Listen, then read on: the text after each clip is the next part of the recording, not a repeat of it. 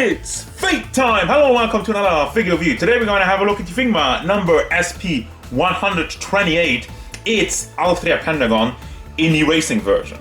Ah yes, the racing line. At first I wasn't really a big fan of it because there's so many Fate characters we want in the line that Figma just doesn't do. And now we're getting another Goku. I mean Altria Pendragon, which is basically the Goku of Fate, right?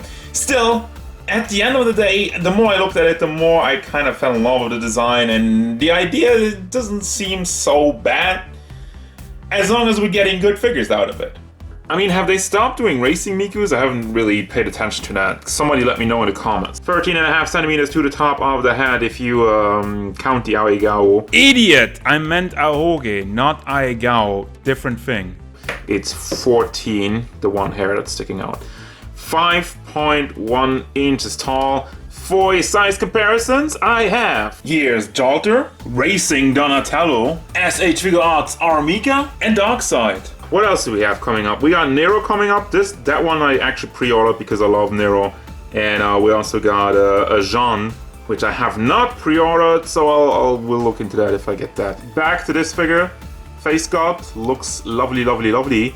Got the nice blue eyes, have some different shades in there, and that makes it look very vibrant.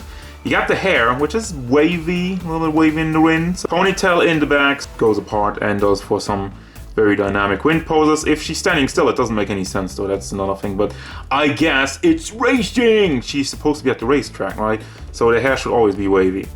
I'm just trying to make sense of it. By the way, this is like more Saber Lily vibe, which with the coloring, you have like a lot of orange and white. It's more Saber Lily, which I don't really understand. I would have preferred some blue, but regardless, this is what we have, this is what we're working with. Props for the very, very, very tiny symbols in her chest plate over here. You got like the Type Moon and the Good Smile Racing. The black lines, all the black on the armor looks pretty good for the same part. Then you got another Type Moon and whatever the hell this logo is on the chest area with a blue gem and a zipper. You got very good paint job in the armor parts, which as you can tell is a lot more shiny, it's more metallic, contrary to the rest of the figure, except for like the shoulder parts over here. I feel like those are not metallic, at least they're not giving as much of a shine off as the rest of it. The lining on there is impressively clean. I haven't really seen any slips in there, and you know I'm always looking for slips on the paint because usually Figma and the paint job, they're not on point, let's be honest here, for the most part. Orange line work on the shoulders has a little bit of issues. There's some parts that are a little bit bleeding, but for the most part it is alright. This also is annoying how it's always going in this direction. I'm gonna try to heat it up later, try to push it in one way, just like it's hanging off, but it's always like slipping on this side, so I don't know why they did that. And it's punt time. Does it even count? It's not really punt, it's more like part of the whatever you want to call this. It's more like a swimsuit, and from the back it looks like she has a skirt, but it's open in the front, so it's not really hiding anything. Got some buckles going around her thighs, and I guess orange stockings. The armor part around the legs looks really cool. I dig it. It really gives me the regular Saber vibes, and the high heels on the armored shoes. Hell yeah, that makes no sense, but I mean, it always looks cool. I think it's nice to have high heels on armor. Again, doesn't make sense, but it's not supposed to be. Like what? Like anything else about Fate makes sense? Of course not. Seeing as they didn't overload the figure with unnecessary stuff, the articulation should be very nice. And you would be right. The head moves forward, moves to the back, moves side to side, and rotates all the way around. And also you can pull it out a little bit to make it a bit of a more giraffe neck, but it gives you more range, and if you're looking down you won't even notice it. Up looking, you do notice it. Then you have a ball hinge in the hair, ponytail moves up and down, rotates all the way around, and the ribbon itself rotates as well, is not hindered by anything. Shoulder articulation, you have one ball in the chest area and one ball hinge in the shoulder itself, so you can bring that up and down on the ball and also move the entire piece up and down, backward, forward. Rotation also over here with the bicep swivel. Ball hinge in the elbow, which shoulder pad is connected to the forearm, unfortunately, so that's a missed opportunity to cover up the ball. Then you got another ball hinge in the hand, moves forward to the back, rotation without any problems. Chest area goes to the back, goes to the front, does tilt side to side, and does also swivel a little bit. Can pull out the hips, it's one of those. Pull and play. Forward with the legs, out to the side and to the back because the dress is soft plastic. Tuck that back in. Also has some rotation in there on the thigh. Same with the armor pad, which is connected to the thigh on the ball joint down here. So you can bring that out so it doesn't get into the way of your articulation and whatnot. Then for the knee pads, simple ball hinge, and this one is actually on another ball, so you can cover it up. Nice, see, that should have done that with the elbow. Then for the foot, goes back, forward, and does also tilt side to side as it's just on a ball hinge. Classic, standard stuff. For your accessories, I'm gonna start it off with the faces. So you got like one smiling face with the open eyes and one smiling face with the closed eyes. You got a lens, which it's not really a lens actually.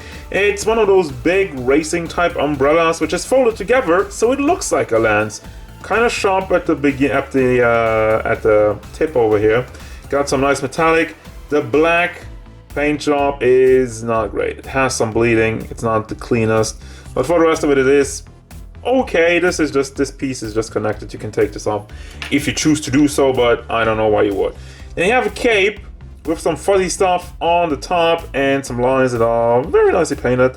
It's all right. Now the contraption over here is kind of weird. So you have the pack, which you can just pack into the back. Upon further review, the pack, the orange one, absolutely does not go in the back. Pack hole is way too big for that one. Or you can have the ring and then have the base pack into the back and then move this one around on the side over here.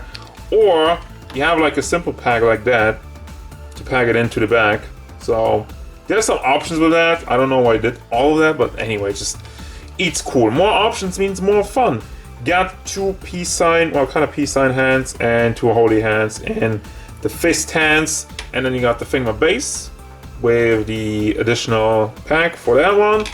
You got a replacement for your hand ball hinge, and you got the Figma back and a checkered flag, which is really disappointing because it's just hard plastic. This could have really shined if it would have been cloth, obviously, or if it had some kind of posability. It is what it is, but it's pretty boring. One bit of warning, I would really heat up the hands because the black of the hands completely rubs off on the white of the pole of the checkered flag, which is great, right? Cool. Also, as far as cape articulation goes, once it's in there, you can rotate it where it's packed in. Then you have a ball hinge in there, which goes all the way up and down.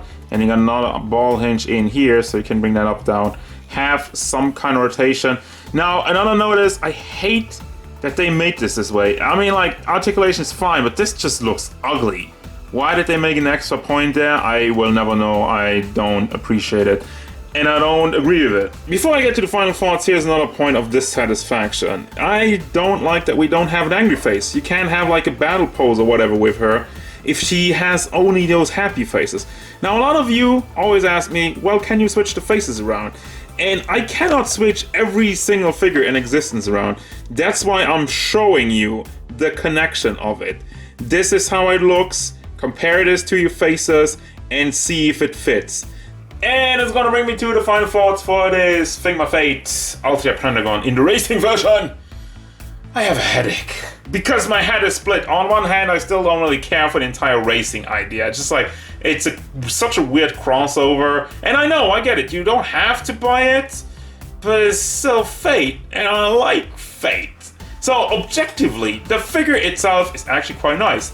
Overall, the design has a lot of details, so it does shine as a figure. Paint job is clean for the most part, and the armor parts really stand out because they're a bit more shiny. Same goes for the articulation. Again, in the armor parts, especially in the legs. There's a lot of hidden joints that make it cover it up nicely and help with the articulation without getting into the way. Complaints?